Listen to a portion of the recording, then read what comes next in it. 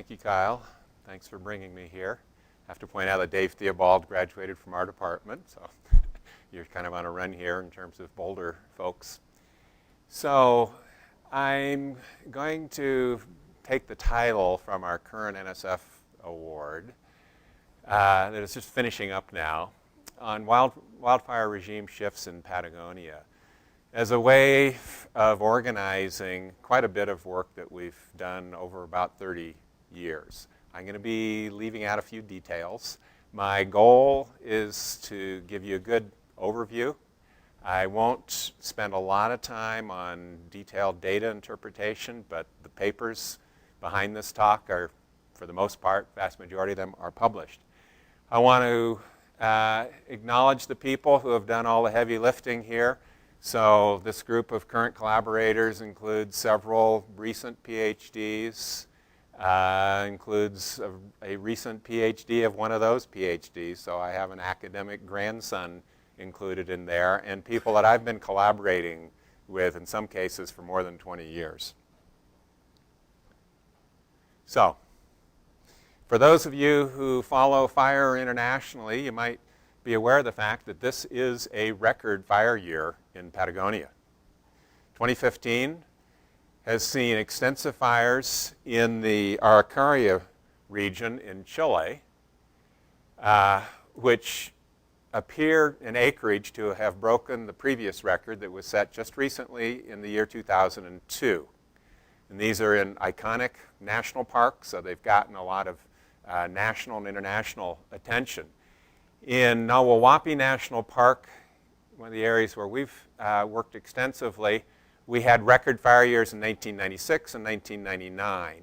And then a little bit further south, in the area around Los Alerces National Park, this year, 2015, is also a record fire year, in that case based on comparison of the documentary records going back to the 1940s. So this kind of raises a silly question that gives me a basis for organizing the talk, and that is this indicative of a substantive change in fire regimes? And so that's the basic theme that I'm going to develop here. So in looking at global scale patterns of fire, recent work by Max Moritz and collaborators has identified some of the coarse scale predictors. This is not news to, I'm sure, anyone here, but it's a good way to just remind me of some of the topics that are relevant to this talk. So we're working now at sort of a regional scale, and these coarse scale controls of fire activity that have been applied to global scale fire patterns also apply at a regional scale. So I'll talk a little bit about long-term average climate conditions as an influence on fire activity. In contrast to the work that's been done at a global scale by Moritz and colleagues, I'll talk about interannual variability and its importance, which has not been taken into account at the global scale predictions of future fire. And I'll talk a bit about resources to burn, mostly from the perspective of how those are changing and likely to continue to change. So that's where I'm going to get into some topics related to feedbacks. So first I'll give you an introduction to the broad-scale biogeography of the region, talk a little bit about the fire regimes that have been studied, and briefly summarize some information about climate trends and interannual as well as decadal scale variability. Then I want to focus a little bit on fire-promoting ecological feedbacks, and I'll make a few brief comments about land use as contributing factors to changes in fire regimes here.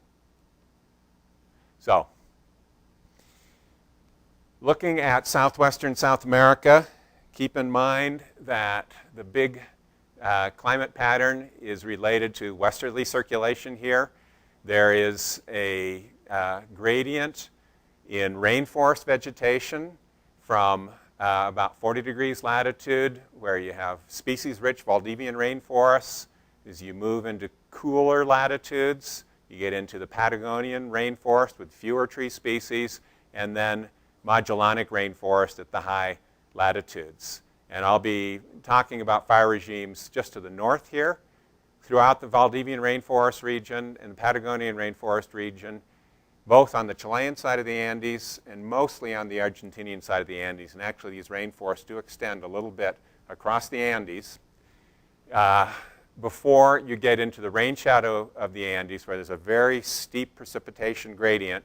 And this reddish color here is termed cool temperate Nothofagus forest. Nothofagus is the most important genus in this region. So-called southern beaches includes both evergreen and deciduous angiosperm trees. And as we go across the Andes, then we have a very strong, obviously, precipitation gradient and strong gradients in fire regimes. So the documentary fire records from Chile and Argentina tend to be rather short. You can see here that we were able to do an analysis based on records starting in 1984. Prior to that, the documentary records generally are not considered to be reliable in Chile. We have longer records from the national parks in Argentina, but they're fragmentary. They just include national parks, but not the entire landscape. You see in this map here a slightly extended version of the map that I showed you previously, extending from the deserts of northern Chile through Mediterranean-type evergreen, sclerophyll, shrublands, and woodlands in central Chile through the rainforest region. Looking at this index of the area burned annually and corrected on the basis of the amount of forest type in each one of those regions to burn, that in the northern area, we have reduced fire activity on an average basis for the obvious reason: lack of biomass to burn, just lack of resources to burn. At the other end of this latitudinal gradient, we also have a decline as a result of the lack of weather conditions conducive to fire. So this is an area at very high latitude of pretty much constantly cool, moist conditions. And as you would expect, and as is predicted from the so-called varying constraints hypothesis of determinants of fire activity, it's in the Mediterranean zone where you get maximum annual occurrence of fire. So plenty of biomass to burn, and summer weather conditions are suitable for fire basically every year.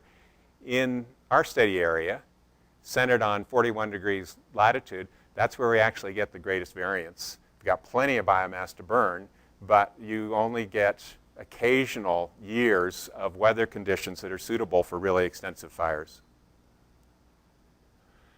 So, given the rather short documentary fire records, we do benefit greatly from the fact that we've got some really good fire scar recording tree species throughout an extensive latitudinal zone in the Andean Patagonian region.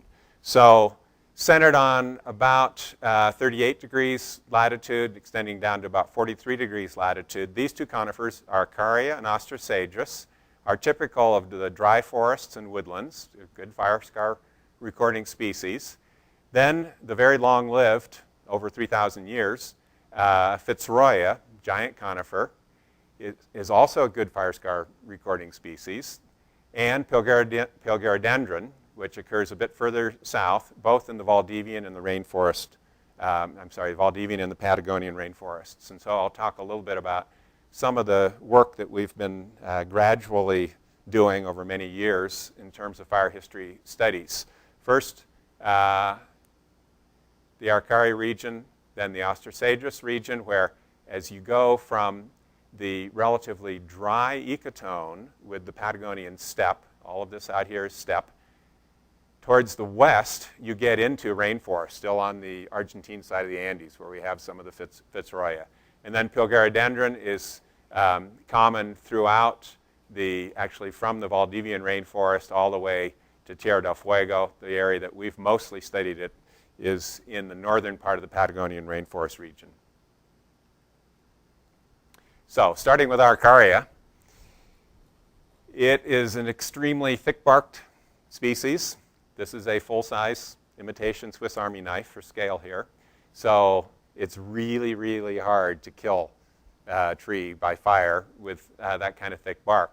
It resprouts after fire from root suckers. It resprouts from root crown sprouting, and the branches also will resprout after fire. So it's pretty, you have to have a really severe fire to kill Araucaria.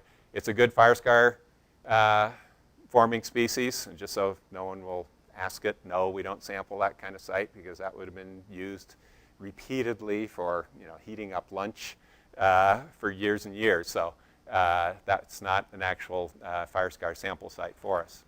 So the fire regime in the Araucaria region varies along the precipitation gradient from really dry areas in the eastern area towards the Patagonian steppe, towards areas with well over 2,000 meters, or millimeters rather, of annual precip, quite wet forests, so that towards the Patagonian steppe, fire is pretty much dependent on grass fuels. It's clearly fuel limited.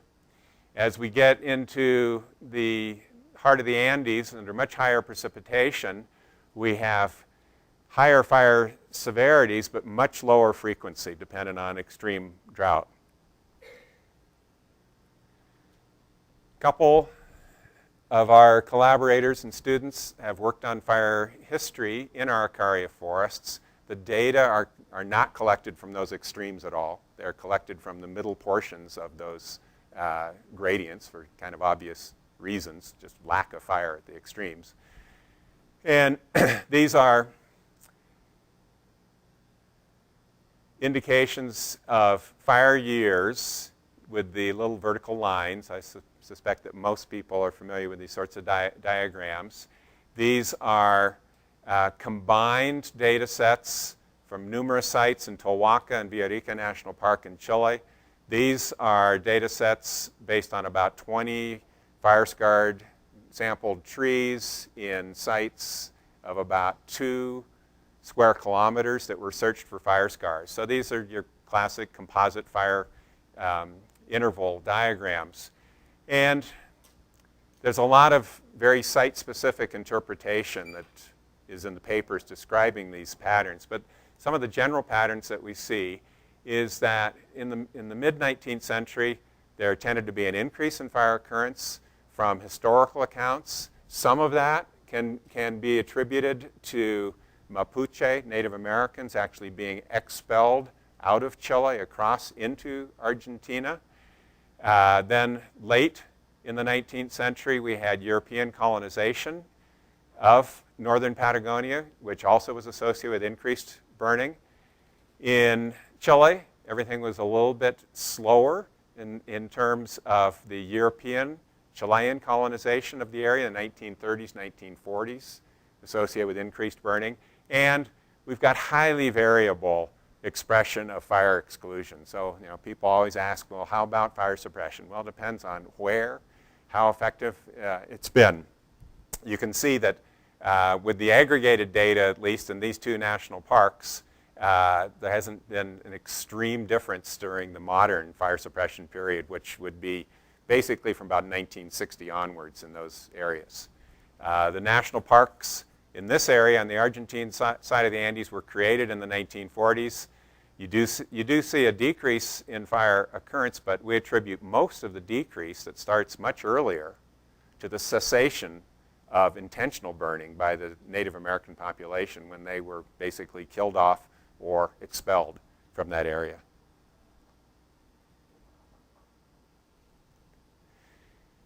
A little bit further south in the Austersages region, we have patterns that are a lot easier to interpret and are more consistent in comparison with the Araucaria region, where there's still lots of uncertainties. So centered on about 40 degrees latitude on the eastern side of the Andes, we've developed pretty extensive data sets based on fire scar sampling of Austersages, which is a species with moderately thick bark. So it is fairly good as a fire scar recording species. It will survive, at least surface fires.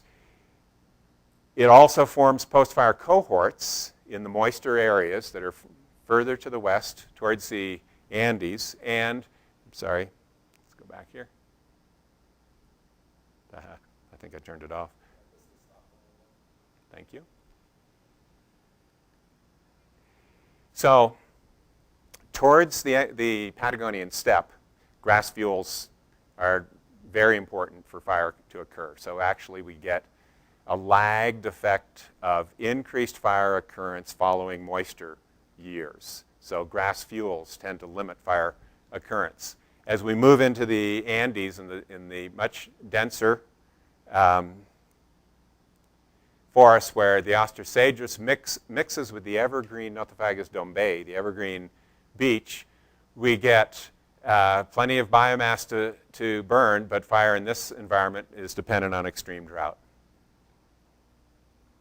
These are some of the fire scar records from the ecotone with the steppe. So these are Ostracedrus woodlands for the most part here.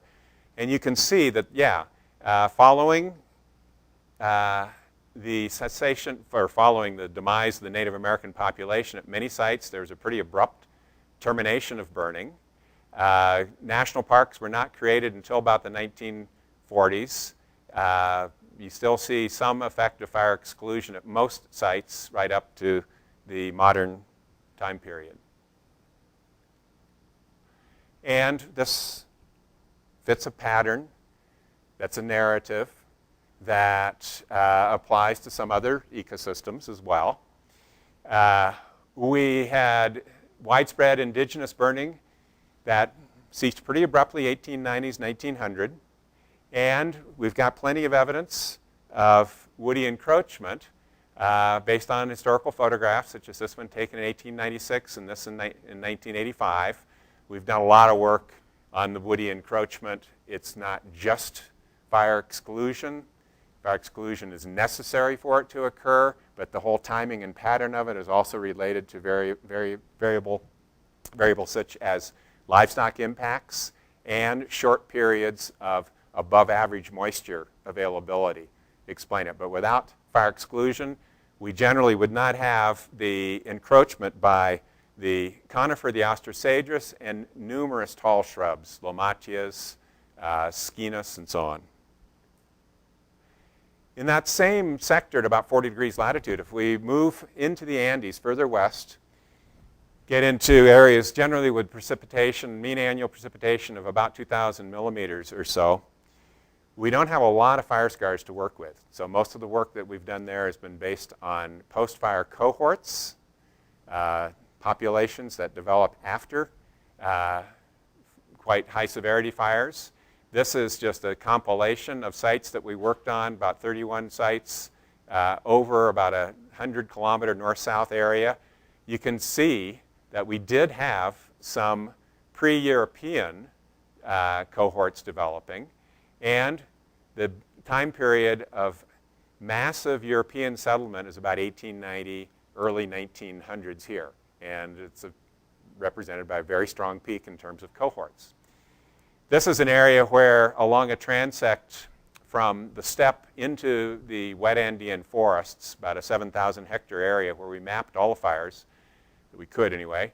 This is the westernmost sector, which shows an analogous pattern. Small amount of fire prior to the 19th century, and then a substantial increase at the time of European colonization when they were intentionally trying to convert forests to other land uses. Along that transect, about 40 degrees latitude, if you keep going to the west, get deep into the Andes, a little bit further south actually, very, very wet forests where the mean annual precip is at least 3,000 millimeters. This is where we get the giant Fitzroya. And we started working there in the early 1990s, and we were quite surprised to find fire scars that go just about to the crown on these 60-meter tall trees. These are about 3 meters in diameter often. It's most of the big trees that we core there, we get at least 1,000 rings out of them. We'd go further, but we end up breaking increment bores and so on. But yeah, there are many trees in this forest that are over 2,000 years. The arrows here represent fire scar dates in a stand like this. These are tree ages over here. For the Fitzroya, notice that we had, and it's a very small number of trees that we aged in this stand. You can see that we had trees that predate about 1,200 years AD, and they survived these two fires in the 1500s and 1700s. Those fires were severe enough so that we get post-fire abundant establishment of the associated species, the fire-sensitive species, Nothofagus dombei and Saxcothea. These are fire records for some other Fitzroya forests. There have been very few that we've actually been able to sample, and you can see that you have very long intervals in some cases between fires. But somewhat surprisingly, even in the rainforests, we do find evidence of fire in the past. And it's some of those Fitzroya forests that burned in 2015. And we're very interested in getting into the field to see whether or not those giant trees survived the 2015 fire events as well. So moving further south into the Patagonian rainforest area, Andres Holtz finished a dissertation a couple of years ago on fire history in this vegetation type. I'll show you just a few generalizations. Within the Patagonian rainforest region, most species are fire sensitive. Most of them are thin-barked, and they're fairly easily killed by fire. The only species that has thick enough bark to survive and record fire scars is the Pilgarodendron, the conifer, and again, quite long-lived. You can find individuals that are over 1,000 years. In the well-drained rainforest areas, we don't have waterlogging, fires are infrequent and clearly dependent on very extreme drought. But in these wetland areas, fires are very frequent.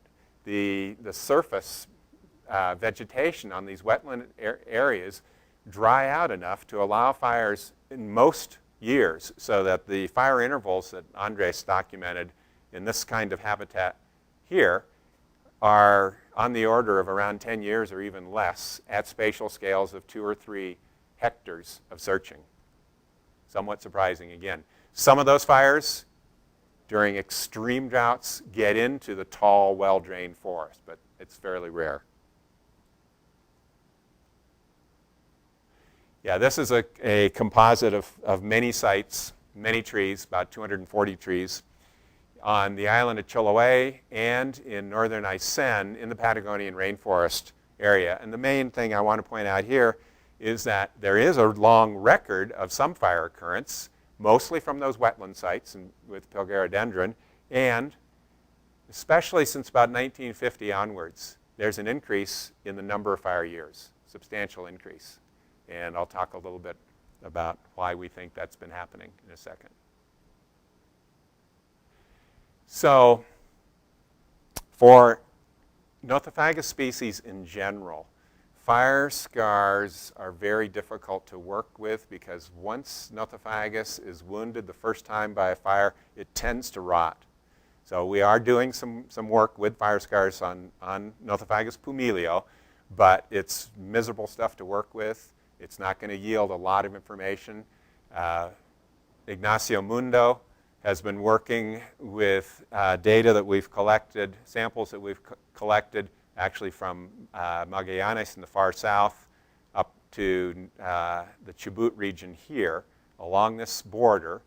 It's got about 10 sites, each one with about 20 fire-scarred samples. And I think the oldest date he's been able to come up with is about 1890 or so. Most of the dates start about 1920 or so. And the data are not completely analyzed yet, but generally they show that in the driest area of the Nothofagus pumilio forest, so that would be, for example, at low elevation here, where it's ecotonal with the Patagonian steppe, you can have fairly frequent fire occurrence. So far, we have not been able to show synchrony of those fire dates over large areas. So it appears that these are very patchy, small, as well as low severity fires that are occurring in this quite dry habitat. In contrast, towards higher elevation, wetter areas, the fires are stand replacing fires, high severity fires. One of the interesting components of this vegetation is the tall bamboo, which you can see here, which is a very important fuel. Basically, in all the work that we've done on the spatial behavior of fire in these landscapes, once a fire gets into a bamboo thicket, it just keeps going. It just does not stop. And that's true regardless of whether the bamboo is alive or dead. These bamboo species synchronously, gregariously flower and die at long intervals, which intuitively, of course, creates the expectation of extreme fire hazard. But we've generally found that even if the bamboo is green, it is extremely flammable as well. So you don't have to depend on a flowering event for the bamboo to do its thing for fire. Now, Nothofagus pumilio, which occurs over that huge latitudinal gradient, has been the target of a lot of our recent research. It's easily killed by fire, very thin-barked. It is an obligate seeder. Depends on seed production for regeneration, post-fire establishment. It does not resprout after fire. We have observed, and many of the foresters have observed, that often following fire, regeneration fails. And there are a number of factors that have been documented at different sites to be contributing to that. So in some cases, it's just lack of seeds because the fires can be very, very extensive. Like this area originally would have been a Nothofagus pumilio forest. Microclimate, soil moisture, lack of nitrogen in the soil, as well as herbivore impacts. This has been documented in numerous papers by our group and by other researchers. So, to move to the topic of climate trends and variability, we're using gridded data sources here just as a way to summarize a broad-scale pattern, but there are limitations to these gridded data sources, reflecting the fact that there are very few climate stations in the whole region. So you can see that when we look at 40 to 45 degrees latitude at the growing season temperature, and also further south, 45 to 50 degrees latitude, we experience warming. Okay? And that's a pattern that we see in individual stations that we have confidence in, too. In the case of precipitation during the growing season, looks like a slight decline in precipitation.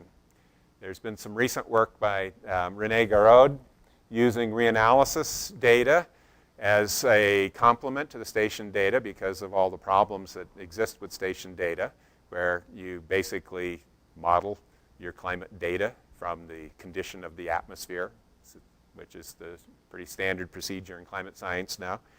And his results show, a decline of somewhere close to 400 millimeters of annual precipitation at a decadal time scale within our key study areas right here. The station records from places like Valdivia, right through here, also show that precipitation decline. So we're getting a trend towards warmer and drier conditions across most of Patagonia. Doesn't apply to the southernmost area at about 50 degrees latitude, but the rest of it. And there are two well-known sources of variability, so-called climate drivers. I'm sure that everyone knows about the El Niño Southern Oscillation. I won't say much about that, but what is less familiar to folks who live in the northern hemisphere is the so-called southern annular mode. It's also known as the Antarctic Oscillation. So this is an oscillation or mode that is analogous to what's called NAM, the North Atlantic, or the northern annular mode, rather. Except it's much simpler than what you see in the northern hemisphere because you don't have the blockage effect of so much landmass in the southern hemisphere. And it's this is indexed as the pressure differences between Antarctica and mid-latitudes around 40 to 50 degrees latitude. It's a useful index because it tells us what the behavior of the westerlies is. So there's been a trend towards positive SAM since the index was created about 1948. And that positive trend, so now we're talking about decadal trends, is indicative then of a shift in the westerlies to higher latitudes, which means then that the storm tracks obviously are occurring further south, higher latitudes. We're getting less stormy weather in the core of our study area at 40 to 45 degrees latitude. And there are bunches of studies that have shown the teleconnection of the climate parameters in Patagonia to the movement of SAM, or to the upward trend in SAM. So this is the annual version of the index. Southern annular mode is predictive of weather conditions at a broad range of temporal scales from just a few weeks to seasonal and annual time scales. So don't think of it as an oscillation in the sense of ENSO at a few years. This is something that is predictive of weather conditions even at sub-monthly scales, and then has a long-term trend, pretty impressive one, so that we have entered into for a long time now a multi-decadal time period of positive SAM, which the climate modelers have debated some of the causal explanations for. The two hypotheses, both of which have a lot of support, is that it's mainly a response to stratospheric ozone depletion at high latitude. The models that assume that ozone depletion will decline, is declining and will continue to decline, are then compared to the effects of the greenhouse gases on future SAM, so that regardless of whether it's ozone depletion or greenhouse gas increases that have generated this increase in SAM, it's something that's going to continue in the future. It's not likely to go away, which is useful from a predictive perspective. So a couple of years ago, Ricardo Villalba, one of my former students, published a very important synthesis of tree ring data from the southern hemisphere, New Zealand, Tasmania, and southern South America, which showed a very strong influence of this upward multi-decadal trend of SAM on tree growth in Tasmania, New Zealand, and southern South America. These two tree species, Ostracaedrus and Araucaria, are trees that grow and were sampled in areas specifically where moisture is limiting to their growth. And you can see here the correlations of their growth with SAM, a negative correlation, and a pretty steep decline in tree growth for those species. Then these are regional chronologies, literally based on many hundreds of tree cores. It's a very striking pattern.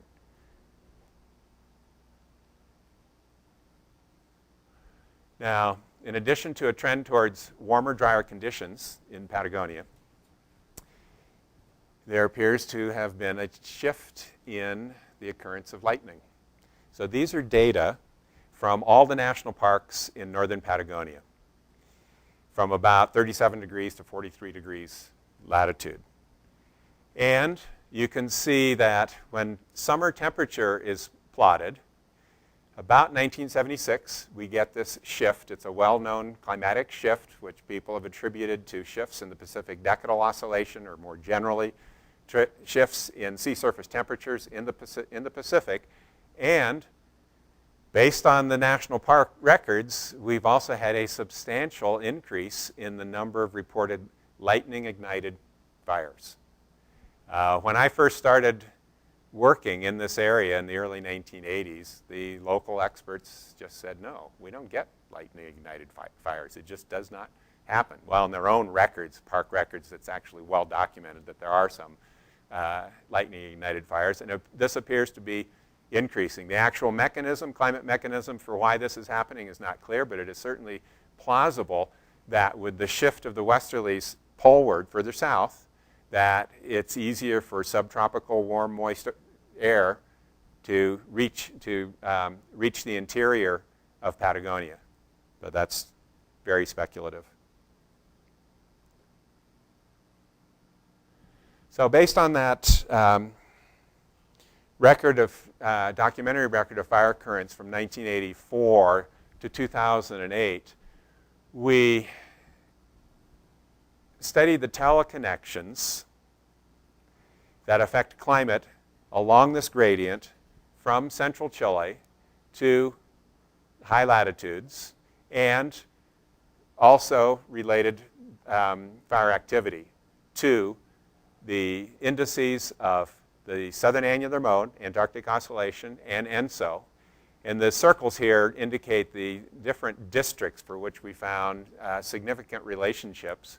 The arrows indicate differences in the signs of the correlations. But you can see that in the fuel amount limited area, central Chile, the dry part of Chile, we have an influence of AAO on fire currents, which is mediated through increased precipitation, increased fine fuels, and increased fire. We get the opposite pattern when we move into the biomass-rich areas, where drought-associated, warmer temperatures associated with AAO are actually quantitatively the stronger driver of fire currents here. But ENSO also plays an important role. In this area through here, in the south, say the Lake District, and getting over into the Chilean Lake District and across the Andes here, warmer, drier summers are associated with El Nino. So that's somewhat counterintuitive because most people are aware of El Nino being associated with much wetter conditions in central Chile. But it's actually the summer association of weather conditions with El Nino that explained the patterns in the data here. Okay, so I'm not going to walk us through all the tree ring studies that we've published on this, but I'll just summarize a couple of the main findings. So from about 37 degrees latitude to about 46 degrees latitude, we see in the tree ring records that are pretty robust for at least 300 years, strong regional synchrony that's driven both by ENSO and interannual variability in the Antarctic Oscillation Index. Both humans and lightning are important sources of ignition. In the documentary records, the number of, in the Lake District here, in the Ostrasagus area through here, the number of ignitions is much higher that are attributed to humans, but the actual acreage of area burned is about equal between lightning ignitions and human set ignitions.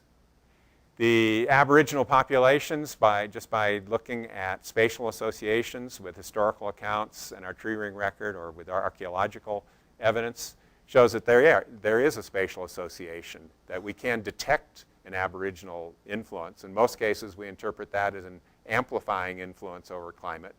The climate generally appears to be much more controlling on those years of extreme fire behavior where high percentages of trees would be scarred over very large areas. And then a much stronger human signal is associated with European settlement, which occurred at different time periods throughout this north-south gradient, so associated with different climate conditions too. But there's a very, very strong synchrony there. And in terms of fire suppression, it's extremely variable throughout this whole region. And in most cases, it's not actual suppression, it's just exclusion of previously intentionally set fires. Okay, so moving to the next theme then, ecological feedbacks. There are sort of three key elements here. The tall, closed forests, the rainforest, the mesic forest, and even relatively dry forests are hard to burn. They only burn under the most extreme weather conditions. And I'll show you that quantitatively they're less likely to burn than the tall shrublands. The warmer climate conditions, as well as the effects of introduced animals, are impeding tree regeneration. So that contributes to a shift from the burned tall forests to tall shrublands. And I'll make a few comments about some of the mechanisms behind these changes. So this has been our working hypothesis for about 20 years now. We've got different types of tall forest dominance here. Two different species of Nothofagus and Ostracedrus. These are mostly occurring in pure stands. And there's evidence that at a regional scale, following fires, they are shifting to dominance by the bamboos, by the shrubby species of Nothofagus, and by tall shrubs such as Diostea, Scinas, and so on. All of the dominants of the tall forests are obligate seed reproducers. All of these dominants are vigorous resprouters after fire.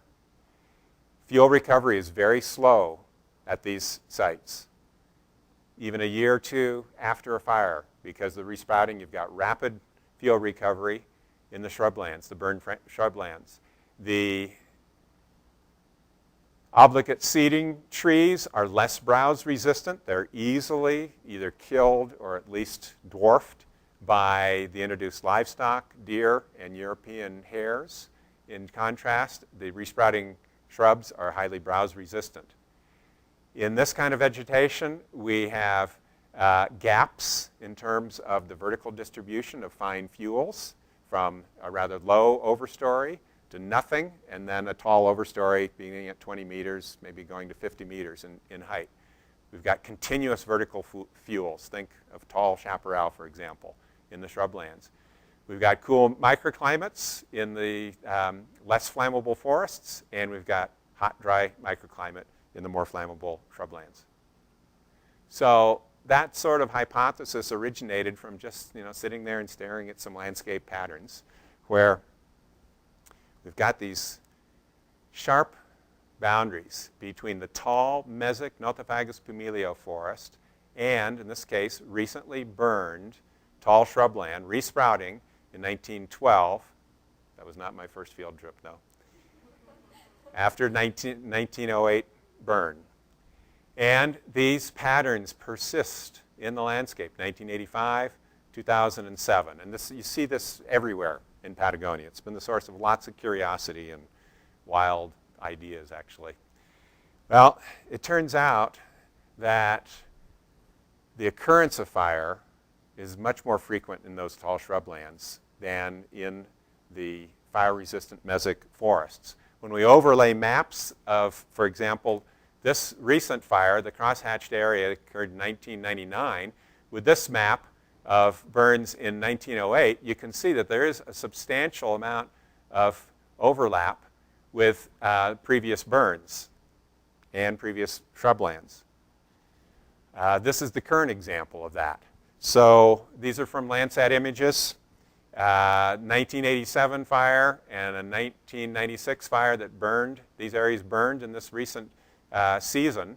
And you can see, not a complete, of course, but a substantial overlap and sometimes the same boundaries for the fires in the two different years. Won't go into the detail here, but in a study led by Monica Mermos a few years ago, looking at about 50 years of fire history in the parks and reconstructing the vegetation that was burned, she showed that during the non-extreme drought years, the probability of fire occurring in the tall shrublands is much greater than in the Nothofagus pumilio forests. But when you get into extreme drought years, that's when you can finally burn the tall forest. And so that's where you get this sort of pattern here. In a non-extreme fire year, we expect the fires to burn up through these shrublands, and they often just stop right at the edge of the Nothofagus pumilio forests. Then you get a drought like 1999, which was one of the driest years on record in this region. Then fires can go all the way up through the Nothofagus pumilio forest. This fire actually jumped over the ridge, came down the other side, eliminates seed source over a vast area, and promotes the replacement of those tall forests by a narrow belt, in some cases, like here, of regeneration. This is from the 1908 fire. It's only about 10 meters of regeneration. That same fire just bit into the old growth forest, only 10 meters or so, and then stopped. But under the extreme weather conditions, fires are able to go all the way through the old growth forests. That sort of pattern has been very well documented in northern Patagonia in recent years. Work led mainly by Juan Pairitzis has been documenting the same pattern further south in these study areas here along the eastern side of the Andes. So this is based on Juan mapping all of the fires over an extensive area from Landsat imagery, since our documentary fire records are not adequate for this kind of analysis. All fires that were over 5 hectares he tried to map, and then modeling the probability of fire by different biophysical predictors, topographic position, position on precipitation gradient, and so on. And the strongest predictor of where fire occurs is actually vegetation type.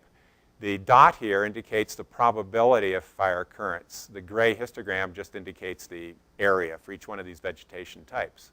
So you can see that for the forest types, Nothofagus pumilio, and the evergreen beech, Nothofagus betuloides, we have a much lower probability of fire occurrence compared to these shrubland types here. So he's basically been documenting the pattern over a much greater latitudinal area that previously Monica Mermos had documented for northern Patagonia. In terms of post-fire regeneration failures, we initiated an experiment after the 1999 fires to document some of the factors involved here. So we had some fenced plots, unfenced plots. We actually did this in 5 different ecosystem types. We had watering treatments, and we had some warming treatments with these little glass house open-top chambers, rather. And if you just focus on the triangles, which would be the time series of the seedling survival where they were watered, those are the only ones that survived in the low elevation sites. So the 4 bottom panels are from the low elevation sites, close to the elevation of the Patagonian steppe. Without watering, basically no successful establishment of the tree populations after fire. These are subalpine sites, much cooler sites. There's still a significant decline in survival without the watering. So, I mean, basically it shows if you cook the seedlings and you don't water them, you can kill them. So, you know, where exactly this is happening across a landscape gradient is something that needs to be worked out, but at least we can say that theoretically, lack of moisture availability as a result of increasing temperatures is limiting to tree establishment for all of those species there at the post-fire sites. And one of the final pieces of information then is, well, what are the mechanisms that are responsible for the greater flammability of the tall shrublands compared to the forests? This is work that we've just recently published, again led by Juan Pairitzis, for the more southerly areas in Chubut, Patagonia. And we are kind of documenting the obvious. So we're comparing fuel profiles between these closed canopy forests here and these shrublands, most of which are post-fire. Obviously, vertical continuity of fine fuels is great. In this situation, it's not, and mechanistically, that's one of the explanations for the differences in flammability. Some people may have read this paper that I was asked to indicate as reading for your seminar, so we can talk about that a little bit later on. This is data from that same paper, too, the unburned forest microclimate compared to the microclimate of both burned shrublands and shrublands that haven't been burned for at least 20 years. And not surprisingly, the microclimate beneath the forest canopy is much cooler and moister than in your tall shrublands. So the overall sort of conceptual model for this is that under extreme drought, you can burn these tall fire-resistant forests in the post-fire environment, especially when you have livestock, which impedes tree regeneration, and you have a microclimate that's, or climate trend actually, which is not conducive to regeneration. Then you get replacement of the forest by shrubland, which results in a positive feedback of more fire, which is going to maintain that landscape in a shrubland as opposed to forest.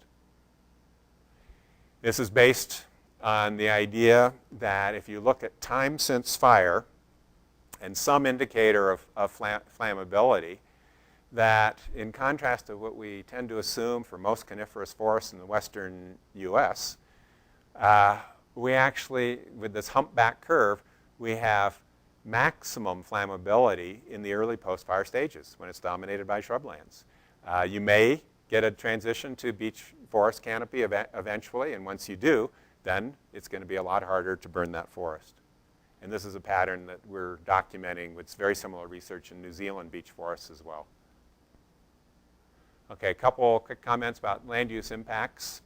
So the key finding of numerous studies of the impact of the introduced livestock and the deer and the European hares at post-fire sites is that they simply impede tree regeneration. So they tend to promote the replacement of the post-fire vegetation as resprouting shrublands.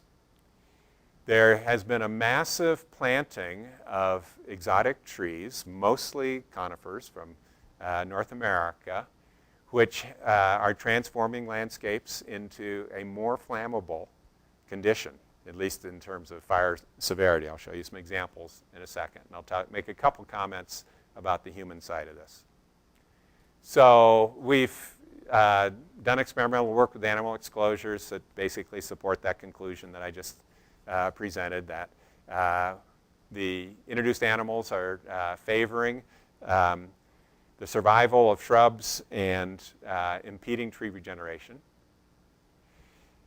In response to massive burning in areas in the Aysén district of Patagonia in Chile, and massive burning in the 1950s, 1960s, they started planting introduced conifers for watershed protection, basically, to a certain extent also for timber production.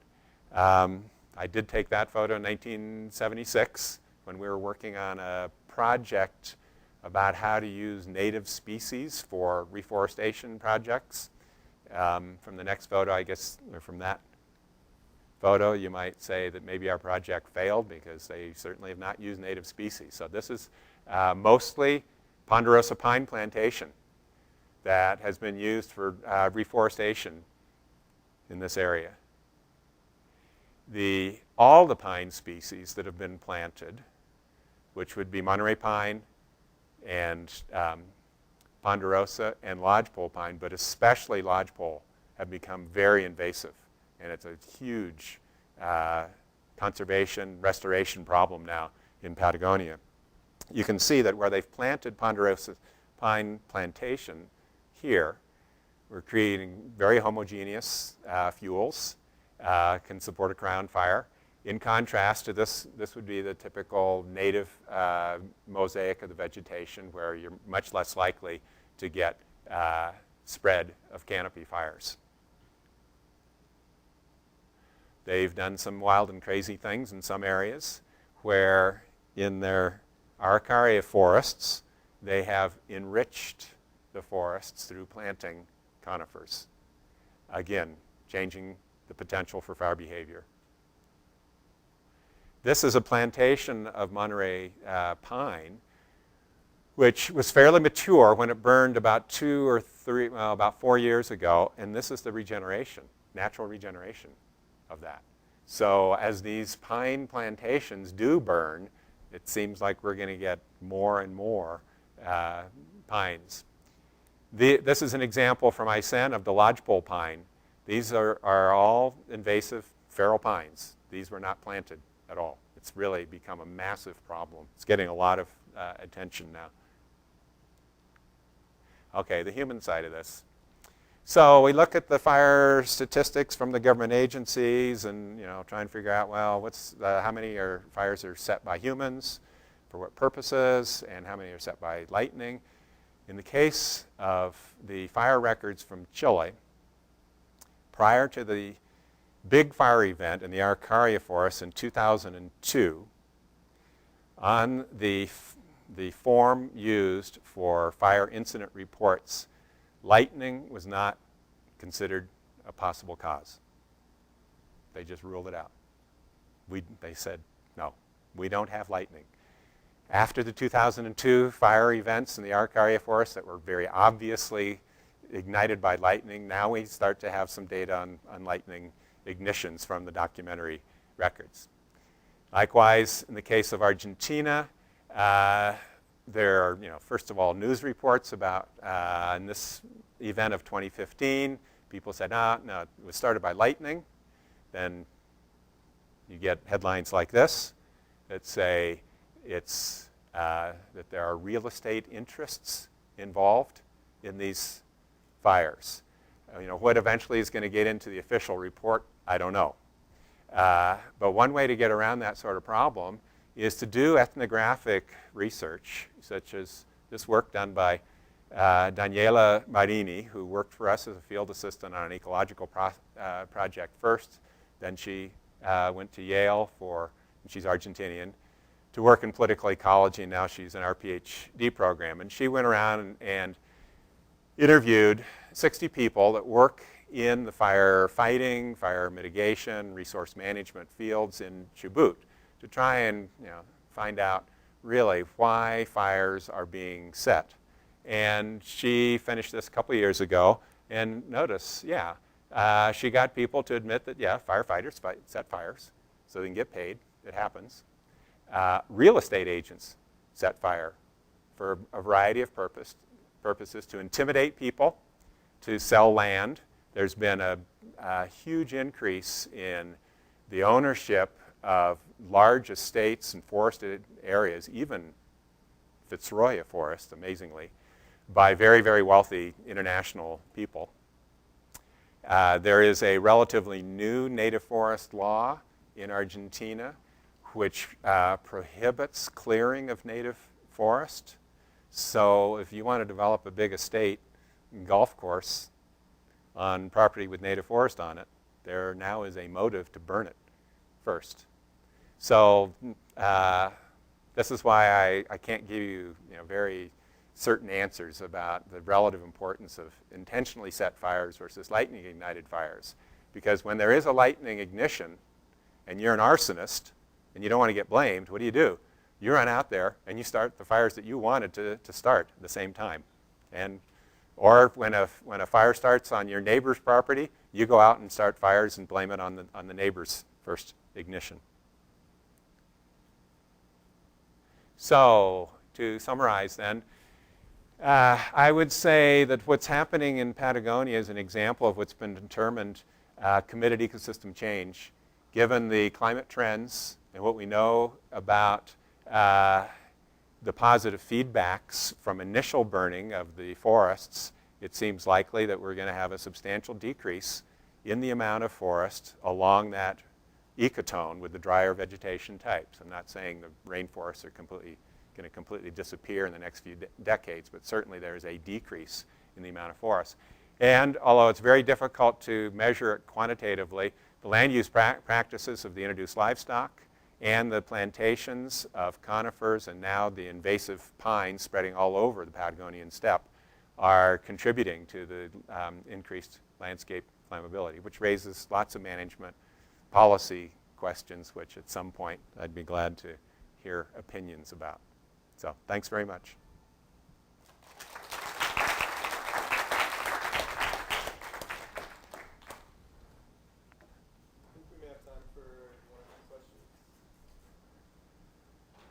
Pete.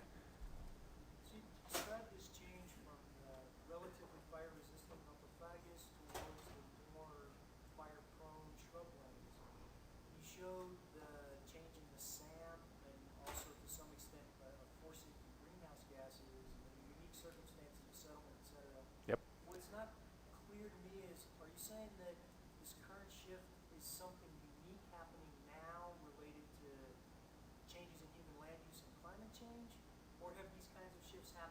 before and we're just seeing it again?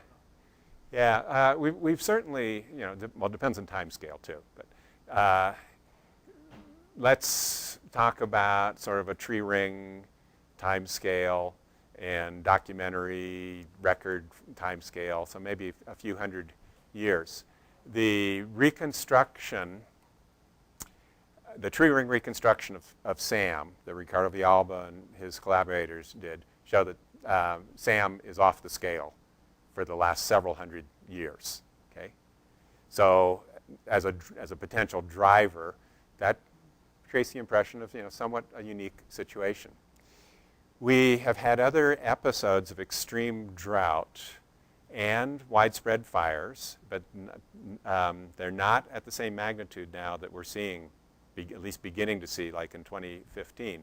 So 1908 to 1912 was a time period of drought and also European colonization. So we had an increase in ignition sources there too. And there was a huge episode of landscape change at that time. The mid-1940s, 1943, 44, was another time period of widespread drought. Also a time period of, well documented from tree ring records now, of death dates of trees just directly due to drought. So if you think of sort of a ratchet model of changes in the landscape driven mostly by warmer temperatures, drier conditions, it's been episodic over time. And when I say maybe this is committed ecosystem change, I'm predicting that it's going to be more continuous and more extreme now. That's my very happy prediction for the future. Yeah. And because of the annual variability, you don't expect it to happen every year or even once every 5 years. But when everything gets lined up and you get these weather conditions, you've got the fuels that are prone to the burning, you get these really widespread events. And we see the lack of tree regeneration.